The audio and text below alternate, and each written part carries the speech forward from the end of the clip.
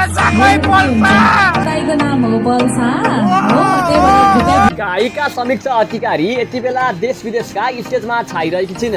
आइतबार बागलुङ महोत्सवमा प्रस्तुति दिएकी उनी अहिले जापान पुगेकी छिन्। कार्यक्रममा जाँदा समीक्षाको क्रेज जति देखिन्छ यता कता उनले प्रतिकूल अवस्थाको सामना पनि गर्नु परेको छ।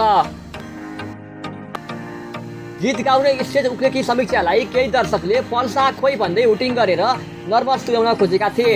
ट्र्याक रेडी छ भन्दै गर्दा दर्शक दीर्घाबाट पल्सा खोइ भन्ने आवाज आएको थियो।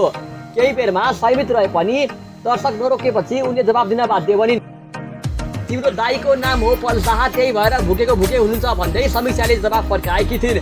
उनले थपिन्, हेर्न चाहिँ मलाई नै आउनु भएको छ, तपाईँको अनुहार अघिबाट देखिरहेको छु भन्दै उनले माहौललाई सामान्यतर्फ मोडेकी थिइन्।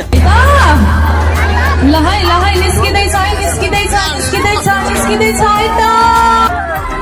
हजुर नाच्नै पर्छ कस्तो हुन्छ सिचुएसन है। फर्स्टमा चाहिँ म मेरो ट्र्याक रेडी छ सबै। तिम्रो दाइको नाम हो पल्सा हो, त्यही भएर भुके भुके हुन्छ कि उहाँ एकजना भाइ हो कि दाइ थाहा भएन है। हेर्न चाहिँ फेरि मलाई नै आउनु भएको क्या फेरि उहाँ हो कि दाइ, हेर्न चाहिँ मलाई आएर अनि हेर के तपाईँको अनुहार अघिबाट देखिरहेको छ है, मैले यहाँबाट है देखिरहेको छु।